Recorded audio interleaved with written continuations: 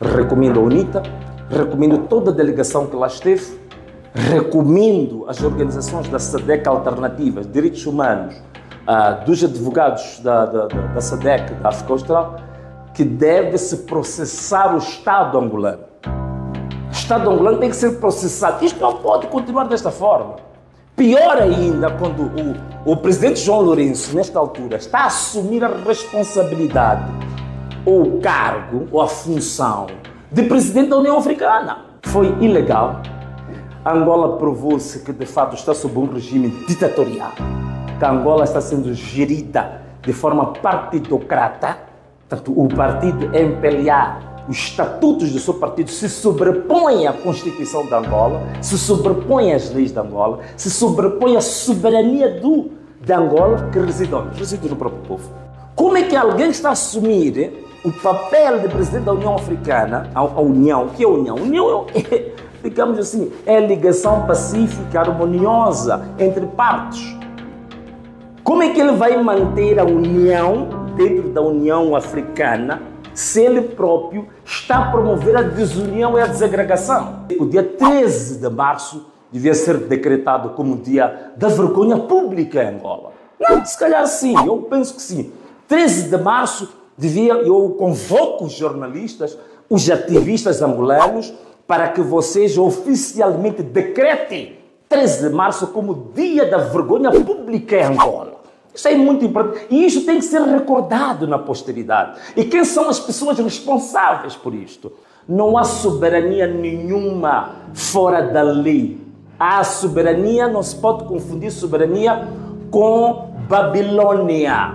Não se pode confundir a soberania com um Estado caótico. Não se pode confundir a soberania com arbitrariedade. A soberania é exercida por um Estado, mas dentro de normas específicas, domésticas, regionais, continentais e internacionais. Alguém diz que não, o Venâncio não entrou em Angola porque o governo de Angola notou que não é uma pessoa de boa reputação. Olha, que boa reputação? Onde é que estão provas disso? E se é essa a razão, então, de acordo com a própria lei angolana, o artigo número 7, o número 2 da Lei 163/19 de 23 de maio, obriga a fundamentação disso. Onde é que está a fundamentação? Onde é que está o despacho que diz isso? Absolutamente nenhum. Portanto, foi ilegal. A Angola provou-se que, de fato, está sob um regime ditatorial. Que a Angola está sendo gerida de forma partidocrata. Portanto, o partido MPLA, os estatutos do seu partido se sobrepõem à Constituição de Angola, se sobrepõem às leis de Angola, se sobrepõem à soberania de Angola, que reside onde? Reside no próprio povo. Esta que é a dura realidade. Esta que é a realidade. E mais, aqui eu concordo, eu vi no portal da UNITA, a dizer que um dos graves problemas e que motivou isso também é o crescimento que a UNITA está a ter em Angola, em termos de popularidade, da aceitabilidade popular dos eleitores e, por outro lado, o decréscimo geométrico da impopularidade do MPLA e que nem sequer tem candidato para as próximas eleições presidenciais. Este é o grande problema que o MPLA está a ter. Então, ao invés de procurar formas de estratégias do marketing político, da mobilização política do seu povo, para perceber que o MPLA é a melhor alternativa política para Angola, fazem estes truques vergonhosos de tentar rasteirar, violar a própria lei que eles mesmos já autorizaram, eles próprios aprovaram essa lei e violam a lei. Essa é a grande questão. E não é a primeira vez que está acontecendo. Em 2022, a UNITA, quando quis fazer a abertura da sua campanha, convocou quadros da IDC e naquele dia foi o dia que estrategicamente se decretou luto nacional.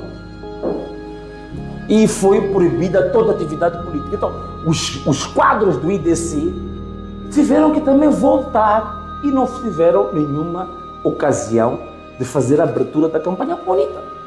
E não foi o primeiro truque, são vários truques que o MPLA tem utilizado em Angola. Desta vez também usou este truque para sabotar a atividade política, que é constitucional, que é legal. não é? Que é um dos direitos fundamentais, uma das conquistas, ok? Da independência dos angolanos. Então tem feito isso. E agora, em relação ao meu pai político, Seretse Khama, Ian Seretse Khama, é preciso perceber uma coisa. O fato dele ter regressado, algumas pessoas podem estar perguntando, mas por que ele voltou? Por que ele não continuou? Eu vou vos dar uma das razões. Em 1998, justamente em março de 1998, o pai do Ian Seretse Khama, que era o primeiro presidente de Botsuana, Seretse Khama, né, o fundador do Partido Democrático do Botsuana, estava a passar no espaço aéreo internacional sobre Angola. O seu avião foi abatido por mísseis de mercenários cubanos. O avião caiu aonde? Na província do Bié. E o presidente Seretse Khama, na altura, até rejeitou ser tratado nos hospitais angolanos. Preferiu ser recolhido pela Cruz Vermelha. Em março de 1998. Agora, curioso, em março de 2025, o filho dele, Ian Khama, passa também por este choque diplomático no mesmo país. Então, isto, tentem fazer a ligação para perceber essas coisas. Portanto, o que é importante que eu recomendo? Recomendo a UNITA, recomendo toda a delegação que lá esteve, recomendo as organizações da SADC alternativas, direitos humanos, dos advogados da SADC, da África Austral, que deve-se processar o Estado angolano. O Estado angolano tem que ser processado. Isto não pode continuar desta forma. Pior ainda, quando o presidente João Lourenço, nesta altura, está a assumir a responsabilidade, ou o cargo, ou a função de presidente da União Africana. Como é que alguém está a assumir o papel de presidente da União Africana, a União, o que é a União? A União é, digamos assim, é a ligação pacífica, harmoniosa entre partes. Como é que ele vai manter a união dentro da União Africana se ele próprio está a promover a desunião e a desagregação? Dentro do seu próprio... Nós até íamos para testar. Vamos lá testar em Angola para ver se os discursos do presidente João Lourenço no âmbito da União Africana, se ele aplica os mesmos discursos no seu próprio país. E aí está a prova. Ainda o último discurso do presidente João Lourenço dizia que criticava severamente os líderes africanos que não conseguiam nada fazer para a estabilidade dos seus países. Então, olha, o discurso dele a ter um volte-face contra ele próprio. Portanto, ele estava a criticar a ele próprio, a ele mesmo.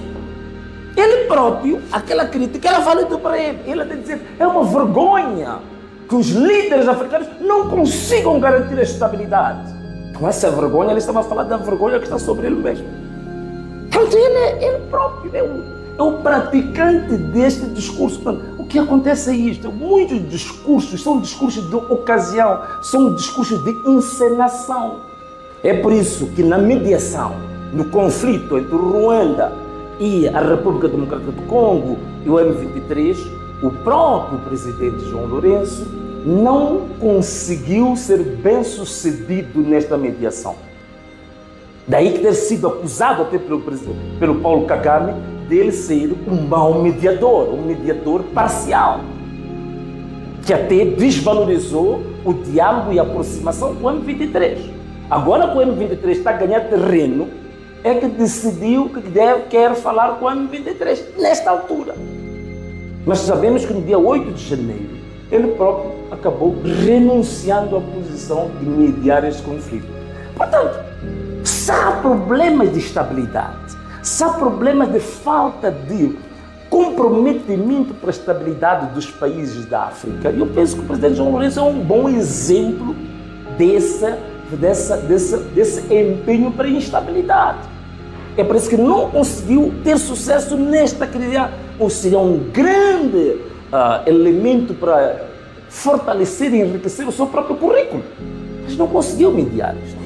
Não conseguiu criar um ambiente de confiança entre as partes. E dentro da própria Angola também não é diferente. Dentro da própria Angola também não é diferente. Neste momento, há 8 anos que o presidente João Lourenço não tem diálogo com a oposição. há 8 anos que não convida o líder da oposição, Adalberto Costa Júnior, para uma conversa, para um diálogo. Nunca teve isso.